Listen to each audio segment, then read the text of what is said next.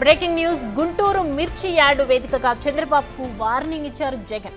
రైతులను కలిసేందుకు వస్తే పోలీసుల భద్రత కల్పించలేదని ఫైర్ అయ్యారు.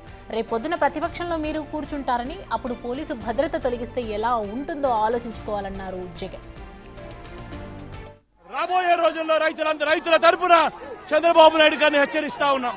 ఈరోజు ఇక్కడ కూడా పరిస్థితి ఏమిటి అంటే, ఒక ప్రతిపక్ష నాయకుడు ఇక్కడికి వస్తున్నాడు అనంటే, రైతులతో మాట్లాడే ప్రయత్నం చేస్తున్నాడు అనంటే, కనీసం పోలీసుల భద్రత కూడా చంద్రబాబు నాయుడు గారు ఇవ్వని పరిస్థితి.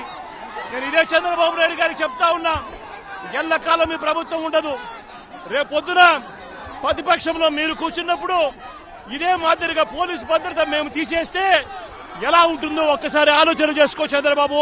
నువ్వు చేస్తా ఉన్నది కరెక్టా కాదా అన్నది కూడా ఒకసారి ఆలోచన చేసుకోమని చంద్రబాబు నాయుడు గారికి ఈ సందర్భంగా గట్టిగా చెప్తా ఉన్నాం, విజ్ఞప్తి చేస్తూ.